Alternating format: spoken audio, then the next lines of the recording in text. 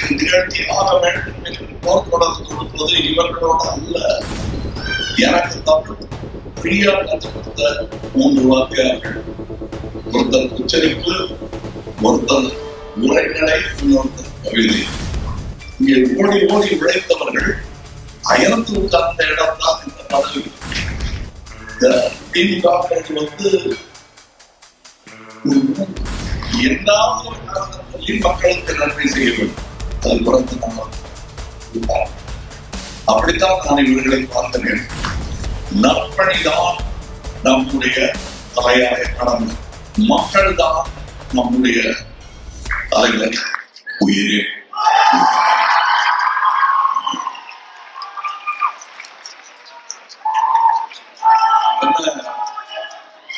உங்க கட்சி மேடைகள்ல சொல்றது இங்க சொல்றீங்களா? நான் ஊர் மேடைகள் எல்லாவற்றிலும் கட்சியை ஆரம்பிக்கிறதுக்கு முன்னாடியே மனசுல இதைத்தான் சொல்லிட்டு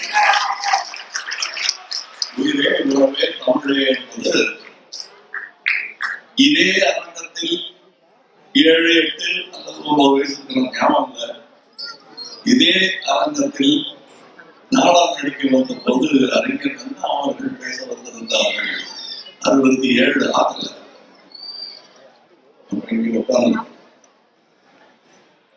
நான் நிக்கிறதெல்லாம்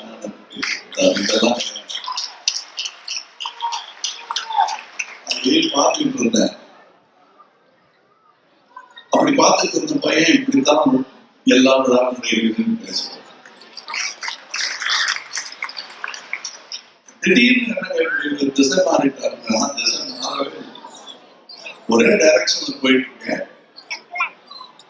எனக்கு காண்பிக்கப்பட்ட ஒளி, அது காட்டிய பாதை, அதில் நடந்து கொண்டிருந்ததால் மையம் உருவாகும். இதற்கு காரணம் என்ன அப்படின்னா, நான் 40 வருஷத்துக்கு முன்னாடியே சொல்லியிருக்கேன் பல மேடைகள்ல. விசாரிச்சிருக்காங்க, எப்படி 3 பேரோட நடத்திட்டீங்க நியாயமாக. எனக்கு தமிழ் ஃப்ரீயா கற்றுக் கொடுத்த 3 வாத்தியார்கள், ஒருத்தர் உச்சரிப்பு, ஒருத்தர் உரைநடை, இன்னொருத்தர் கவிதை.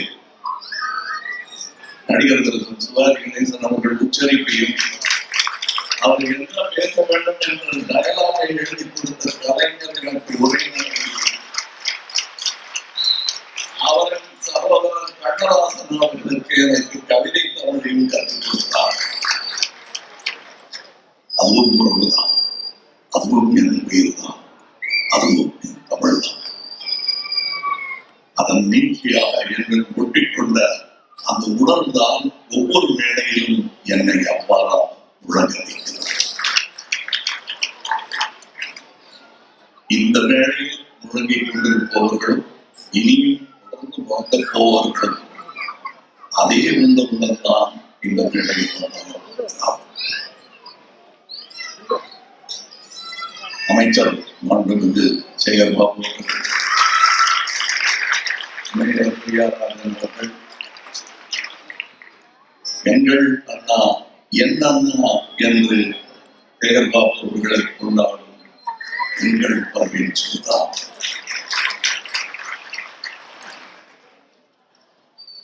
எங்களை பார்த்து ஸ்நேகம் விழாவில் நினைக்கிறேன். அவர் விழாவில்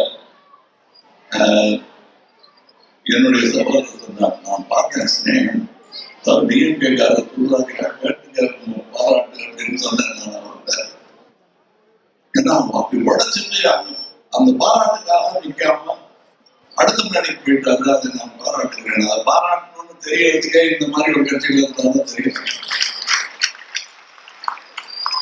கீழே வந்த பேர் சொல்லலைன்னாலும் பரவாயில்ல, வேற ஒருவருக்கு ஓடி கிடக்கும் பாருங்க. அவங்களை அடையாளம் கண்டுனாலே அது நான் தலைக்கும் பேர் சொல்ல.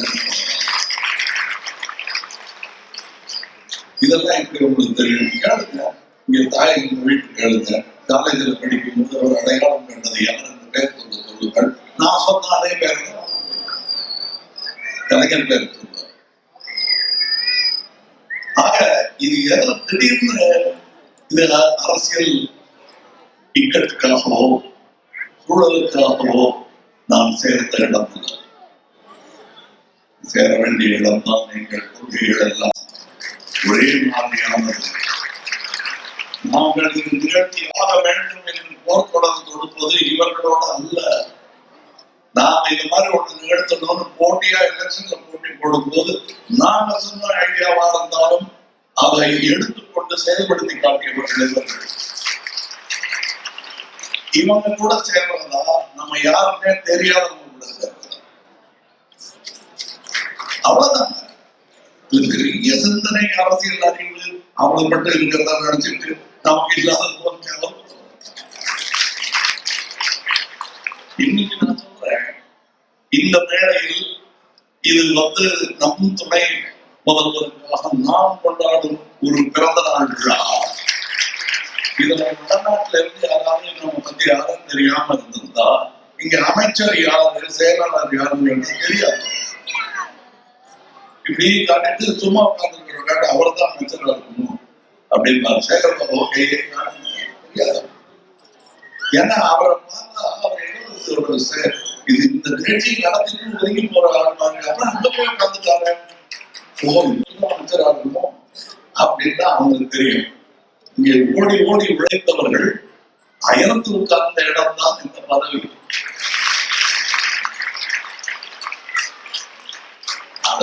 அந்த 13 வருஷம் ஓடிருக்காங்க. அது என்ன 13 வருஷம்? அதுதான் 13 வருஷம் ஓடினாலும் அதுல எங்களுக்கு வெற்றியே கிடைக்கல சொல்ல முடியாது. 5 முறை முதலமைச்சர் ஆகியிருக்கிறார். 13 வருஷம் அவருக்கு ஓய்வு கொடுத்தது கரெக்ட் தான். எங்களுக்கு வருத்தமா இருந்தது. ஆனா அந்த ஓய்வு கொடுக்கலன்னா அவர் 90 வயசு வாழ்ந்துருக்காங்க. நன்றி, அந்த ஓய்வுக்கு நன்றி. ஏன்னா இன்னும் கொஞ்ச நாள் இருந்தார். அதே போல் அவர் பேரனும் வெகு நாள் நீண்ட நாள் வாழ்ந்து இந்த அமைப்புக்கு நன்மை செய்ய திமுகன்றது ஒரு உணர்வு. கலைஞரே பிறக்கலன்னா அண்ணாவே பிறக்கலன்னா இந்தியாவாக வேண்டிய நிலைமை. நல்ல வேலை இவங்க வந்தாங்க. சரியான நேரத்தில் வந்தது. அதோட இயக்கம் 1920 ஆரம்பிச்சாச்சு இந்த இயக்கம். அதுக்கு உருவம் அதற்கு பொருளும் மக்களுக்குரிய நேரமாகிவிட்டது. அவ்வளவுதான். அதுக்காக எங்களுக்கு புரிந்து விட்டது. என் வயது என்னவோ அதுதான் என் புரிதல் இயற்கையை பற்றி. நான் கண் திறந்த போது பார்த்த சூரியன் தான்.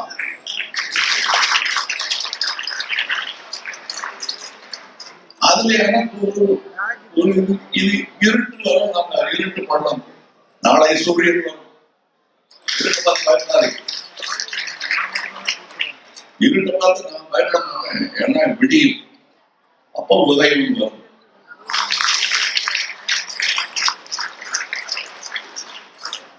உதயநிதியும் வருவாரு. இன்னொரு பாராட்டு விழா இந்த ஆரம்பம் 10வது. இங்கே இவங்களுக்கெல்லாம் பரிசுகள் கொடுத்துருக்காங்க. எனக்கு ரொம்ப சந்தோஷமா இருக்கு. 500 மகளிருக்கு சுய நிதியின் புத்தாடை, 200 கல்லூரி மாணவர்களுக்கு ஊக்கத்தொகை, 110 கர்ப்பிணிகளுக்கு பேருகால உதவித்தொகை, 100 திருநங்கைகள் நலத்திட்டம், 50 கல்லூரி மாணவர்களுக்கு லேப்டாப் வழங்கப்படுகிறது. இது பிறந்த நாள் பரிசு தான். இன்னும் நிறைய பரிசு கொடுத்துட்டே இருக்காங்க. எந்தாவது ஒரு காரணம் சொல்லி மக்களுக்கு நன்மை செய்ய வேண்டும். அது பிறந்த நாள் ஒரு காரணம். அப்படித்தான் நான் இவர்களை பார்க்கிறேன். அப்படித்தான் நான் என் தம்பிகளை படைக்க வைத்திருக்கேன். 40 ஆண்டு நாங்கள் கட்சிக்கு வர போறோம். நற்பணிதான் நம்முடைய தலையாய கடமை. மக்கள் தான் நம்முடைய தலைவர். அவர்களுக்கு நாம் அனைவருமே கொண்டவர்கள் என்று நினைப்பவர்கள் தான் நல்ல தலைவர்கள் என்று நம்புகிறது மையம். மையத்திலிருந்து பார்த்தாதான் மரியாதை புரியும். நான் இங்கிருந்து பார்த்தேன். அதற்கு சான்று எப்பொழுது துவங்கியது மையம் ஏதோ அவசரத்தில் துவங்கப்பட்டதில்லை, ஆழ்ந்த சிந்தனைக்கு பிறகு எங்களால்